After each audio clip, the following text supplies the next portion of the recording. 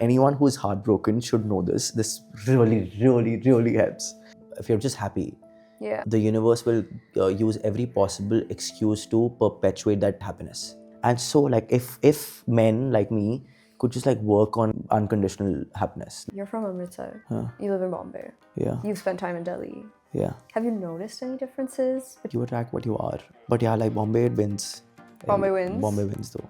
Oh my god. But Amritsar is also like, I feel like people have so much warmth in Amritsar. Matlab, you But gotta it has take a been actually stance, been. buddy. I would wonder, like, I would sometimes ask the universe that, why do you do this to me? I just realized that we're in a podcast. Sorry. Everything, That's a good it all sign. blurred out. That's a good sign. Everything faded out. Hello, and welcome back to another episode of Love Handle, where we get unfiltered about love and relationships. Today, I am thrilled to invite Uddhav. Welcome, Uddhav. Thank you so much, Andra. Well, you just said that today we will get unfiltered about love and relationship. Are we not in life always unfiltered about that topic? I think a lot of times we don masks or we try to censor ourselves in service of being more likable or of not offending other people. And today we want to take away the filters, we want to take away the masks and just be honest and real. It's so rare that we can be in an environment where we can be our true selves, and this is that environment. Are you single? I am. What space are you in right now? I feel like I'm very open. I wasn't this open, but very recently, like this cousin of mine who's way, way, way younger to me, he's just gotten married. Maybe that's been like probably the tipping point where I feel that I want to just like meet interesting people. Interesting. So what are the qualities that you'd look for in someone like that? Physical attraction is the first thing. That's the door. But then I think what really draws me to a person is someone who sort of understands the value of connection with self. And is working every day upon being in touch with their true selves, their true core. Also, as a kid, like when I'd see my parents be in their marriage, and of course, parents fight. And out of observing that shade of their marriage, I think the desire that was born was that wouldn't it be amazing to like be with someone where like even if we fight, it still be like fun and games and like it feel good. So like that sense of lightheartedness should be there, and that person understands the value of like lightheartedness and like not to take life too seriously. Interesting. So what's the first thing you notice when you meet a woman? How beautiful they are to look at, I guess. Interesting. Yeah, we're really trying to like understand the male psyche and like understand how The first thing is always that, of course. How important is physical appearance to you in this process? It's very important, but there have been instances where everything is blurred out because like there's something inside of that person that you suddenly find some sort of resonance within you when you're with that person, and then you just like find this person suddenly so attractive. So that's also such a fascinating thing. So one cannot deny that. And sometimes that sort of attraction is just so powerful. Beautiful. I mean, hopefully, I think I love what you said about how you like hold on to that feeling and know that that feeling is out there for you. When was the last time it happened to you? Last time it happened to me? Yeah. Oh, it's been a long time. It's definitely been a long time, yes. But you remember it? Sure. Yeah. Very clearly? You remember where it was? All of us do. Yeah, I think all of us like have a few moments where you feel magic, right? And it's so rare that we feel magic in our day-to-day life. I mean, hopefully we feel more of it, but where you feel like you've almost tapped into a different realm with someone else and you're there together. That can happen on a first date. That can also happen on a 10th date after you've met them and hung out with them and suddenly something clicks. I think that happens a lot for women too. Like women don't fall in love at first sight that often, but they'll warm up to someone and then feel that magic later. Well, this yesterday that I read this book called The Game by Neil Strauss. Yeah. And he gives this analogy in it that, men are like, like switches. They just like get turned on like this. But for women, they're like a regulator of a fan where you have to like, it takes them like a while. Interesting. What's a lesson you've learned from a past relationship? No matter how amazing your first date or your first encounter is, if a person has shown like a strong red flag in the first couple of dates or like, like days and is like a strong no, then don't like put in a lot of effort to like still make it work just because it was so amazing the way you met them and it was just so magical at one point. For example, Christmas Eve, I was out somewhere and I very interestingly, I met this person and then like we hit it off and it was just absolutely amazing. Then we chatted that night. I just told this person that, hey, what are you doing tomorrow? And she said she has no plans. I said, would you want to like go to this new place that's open, and like if you're free tomorrow, let's have like Christmas dinner together. And I went with this person. It was amazing. It was like just like the best dinner. It was very fulfilling. But what followed the day after that, I mean, like I just like saw like an entirely different human being, like on text, and like I saw this overreaction that just came out of nowhere. And I was like, what? Is this the same person that I met? And I would wonder, like I would sometimes ask the universe that, why do you do this to me? Like sometimes you just like bring people into my life and it's so amazing the first time when I meet them. And then suddenly is it like you send some like your non-physical angels and you like sort of like put something into their head against me, and then that they suddenly flip out. I was like a little heartbroken. It's weird. Like sometimes it's weird that you meet someone so briefly and you feel heartbroken still, as if like you've like dated this person for a long time. But then like, in hindsight, when I look at it, I was reminded of the fact that I'd asked the universe of like a girl who I can go out for a Christmas date with, and that was like done. Yeah. And maybe like a brief chapter was added to my book, so it was special. Yeah. What would you consider a significant enough red flag for you to really step back and say, you know what, this isn't for me? When someone is basically very negative, oh yeah, biggest red flag was in this girl also that night when I met this girl. There were moments when she would talk about people who were not sitting on that table in a negative way, and then that at some point maybe this person is also going to like talk smack about me. So that is the only red flag. But I would not like sort of like blame that person for it, because at some point in my life I was that person as well. I mean, I would blame that person. You changed your ways, right? I think that's important too, right? Like if you're a grown adult. But I'm sure that like I appreciate this person for who that person is right now. Yeah, maybe. Yeah. Definitely. Interesting. So what role do you think the universe and your spirituality has played in your love and romantic life? Everything. I feel like ever since I started practicing Buddhism, it changed all my ways, everything about And how it. Like so?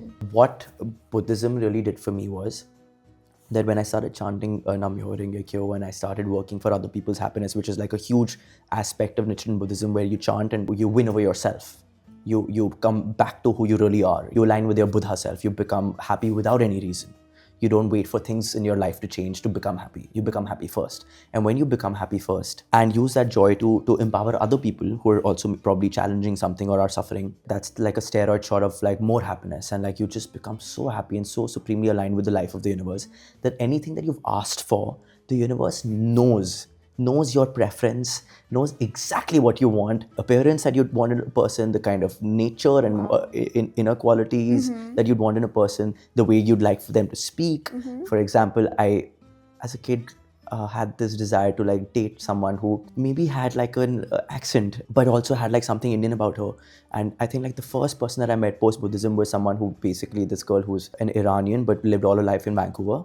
And was a fashion photographer, and then later on went on to becoming an actor, and was so spiritually evolved. And I feel like those 8 months of me being with her was like a masterclass of how like a person can be, because she was such an uplifter. Put things into perspective, was just absolutely brilliant.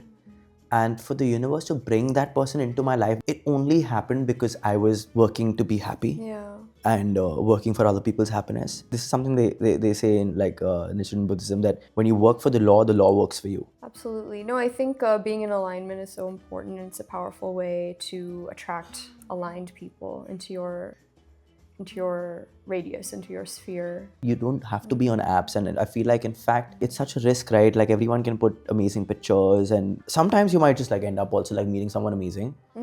But more often than not, I feel like my experiences of like dating apps has not been so great. They might also like maybe look like what they look like in pictures. They might be like have that sort of sense of integrity. They might also sound really good. I think like I'm way better off without like a dating app. So where do you meet? What is the right way to meet people if not through? I think going out on walks. Taking walks. Taking walks. Hear that, folks? Yeah. Take a walk if you're feeling single next time. Yeah, take a walk. Do tell more about this. The neighborhood. I don't know about amazing in Delhi. Strategy. I don't know about Delhi, but in Bombay, in Bandra, you can definitely like be out there on walks. I've met like the most amazing people on my walks. That sounds weird, right? But no, like, no. But I've just like why can't I like swipe someone right, or like be swipe left or right, whatever that'll be, in person. You prefer that organic Yeah. meeting. It saves time. Yeah, It saves time. that's true. And it also makes you feel good about yourself when you are able to overcome your inhibitions and just reach out to Yeah, I someone. mean, I think that takes courage to go up to someone. Tell me about like how do you approach a person you're interested in? Like, do you have a pickup line, or what's your strategy there? I think pickup lines never work. They never work. The moment you're thinking about a pickup line and this is what I'm going to say to the person, it's not going to land.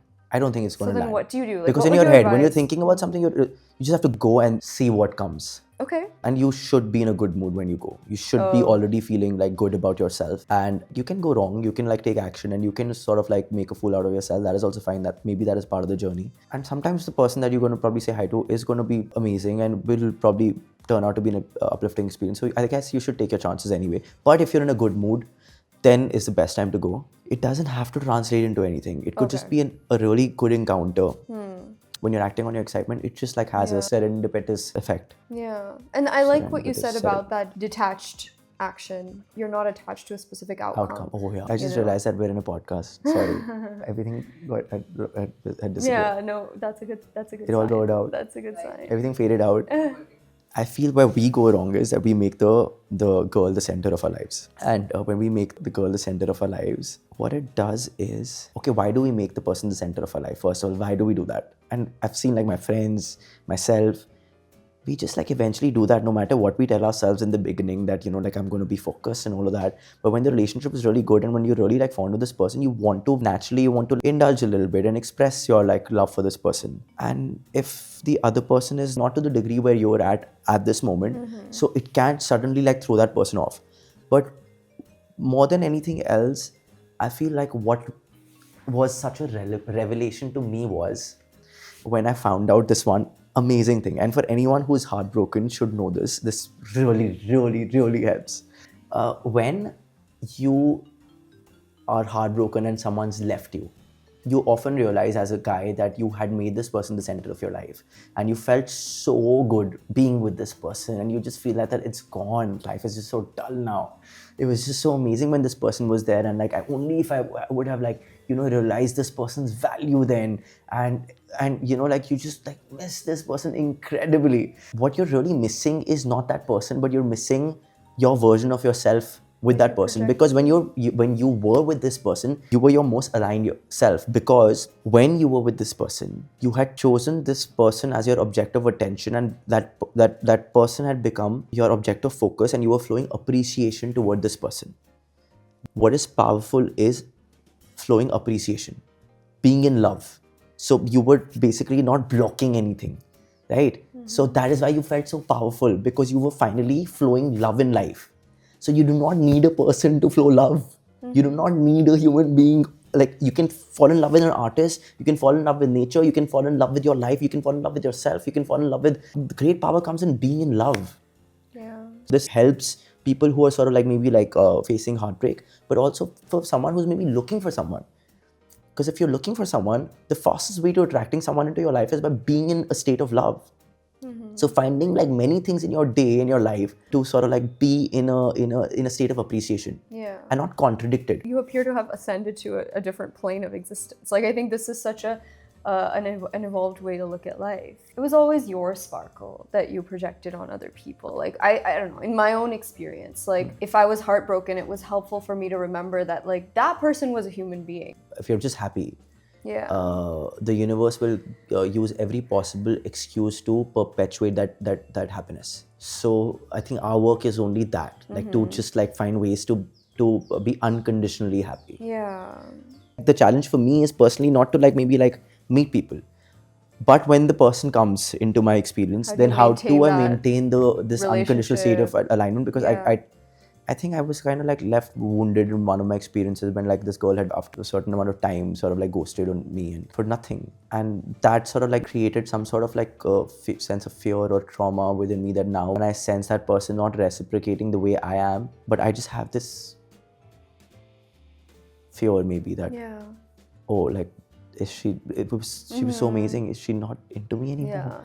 And so like if men like me could just like work on unconditional happiness. Like, we can't like act from a state of scarcity or fear or insecurity. Like, these are all the biggest obstacles in finding love. You're from Amritsar.